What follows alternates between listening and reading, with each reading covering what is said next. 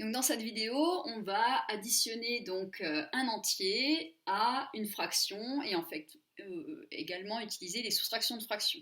Donc recopier ce calcul, 5 plus 1 sixième moins 3 quarts. Donc recopiez ça à l'écrit donc, et faites pause sur la vidéo pour la correction juste après. Alors pour la correction, il va falloir déjà se dire, j'ai un nombre entier et j'ai des fractions. Pour pouvoir additionner, soustraire des fractions, il vaut mieux avoir des fractions donc, entre elles. Donc 5, c'est-à-dire c'est 5 gâteaux complets, 5 gâteaux qui n'ont pas été partagés, donc 5 unités.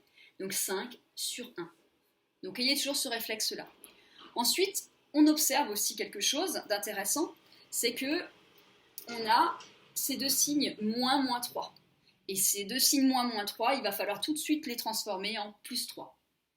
Donc, on écrit 5 sur 1 plus 1 sixième, donc toujours travailler en colonne pour pouvoir écrire les choses les unes en dessous des autres, et on transforme en plus 3 quarts.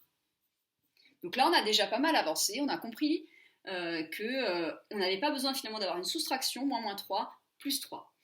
Maintenant, on a 3 dénominateurs différents, 1, 6 et 4. Et lorsque l'on additionne des fractions, il va falloir être au même dénominateur. Pour être au même dénominateur, il va falloir trouver un dénominateur commun à 1, 6 et 4. Pour cela, je l'avais déjà montré dans une autre vidéo, on prend le plus grand dénominateur, c'est-à-dire 6, et on commence à écrire la table de 6 de côté. Donc une fois 6, 6. Est-ce que 6 est dans la table de 4 ? Une fois 4, 4, 2 fois 4, 8, ça ne marche pas. Donc 6, on ne peut pas le prendre. On continue la table de 6. 2 fois 6, 12. Donc 12, est-ce que c'est dans la table de 4 ? Oui, 3 fois 4, 12. Est-ce que 12 est dans la table de 1 ? Oui, on ira toujours avec la table de 1, il n'y a aucun problème. Donc on a choisi, on a trouvé, on va donc prendre 12 comme dénominateur commun. Donc on prépare avec des dénominateurs de 12. On veut toujours 12 comme dénominateur en commun. Et maintenant, il va falloir préparer pour que nos fractions soient égales. Donc, pour passer de 1 à 12, on multiplie par 12 et on multiplie par 12. 5 fois 12, 60. 6 pour arriver à 12, on a doublé. Donc, si on double le dénominateur, il faut bien doubler le numérateur. Et on arrive à la valeur de 2 au numérateur. Maintenant, pour pouvoir prendre 4 pour arriver à 12, on a triplé. Donc on prend aussi le triple au niveau du numérateur. 3 fois 3, 9.